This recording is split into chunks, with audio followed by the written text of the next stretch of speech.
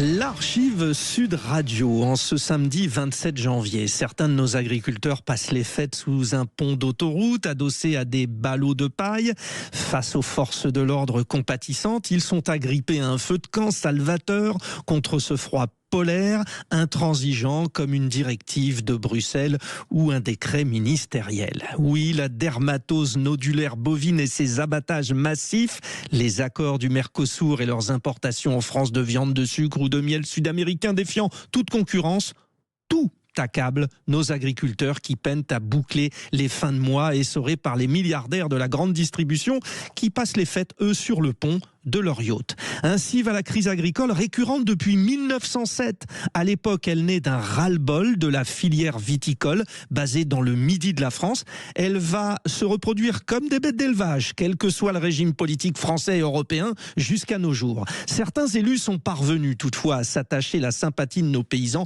Le plus emblématique demeure le président de la République corrézien, Jacques Chirac. Tout commence en 1974. Chirac, d'abord ministre de l'Agriculture, devient Premier ministre. Il fait face à la colère agricole causée par une hausse de leurs revenus inférieurs à celle des autres Français. Les manifestations se multiplient dans le pays, les débordements aussi. Jacques Chirac lance un appel à l'ordre. Nous sommes le 26 juillet 1974.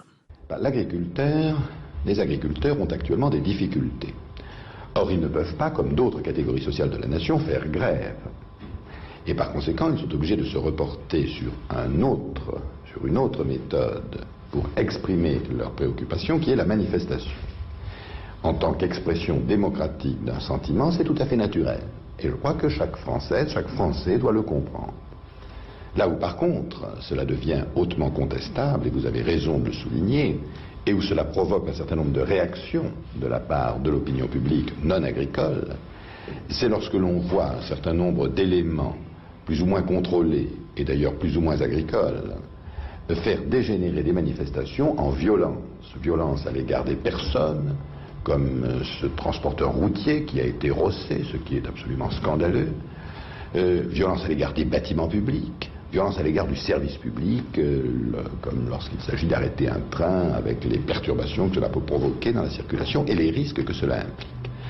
Alors là, je demande aux agriculteurs de comprendre, et je ne suis pas suspect à leurs yeux, moi qui ai été accusé en mon temps de les avoir défendus avec trop d'énergie, je leur demande de bien comprendre que ce genre de violence ne fait rien avancer, et notamment pas la solution de leurs problèmes, risque de braquer l'opinion publique contre eux et de toute façon ne seront pas tolérés par le gouvernement, si bien que nous prendrons toutes les mesures nécessaires pour que ce type de violence qui mette en cause la liberté des autres catégories de citoyens soit réprimé de la façon la plus sévère. Jacques Chirac, le 26 juillet 1974, il est alors Premier ministre. Dans les années 50, 60, 70, les manifestations violentes d'agriculteurs sont fréquentes, barrages routiers, sabotage en tout genre, etc., etc. On se souviendra en 1976 d'un affrontement terrible où les forces de l'ordre et les manifestants se livrent à des tirs de balles et il y aura 2 morts, un côté CRS, un côté vignerons. Voilà pourquoi notre pays essuie ces crises agricoles depuis notre entrée dans la modernité. La réponse est peut-être à trouver dans le dicton de l'œuf et de la poule. C'est la modernité ou l'agriculture? Par qui tout commence? Il est 7h29.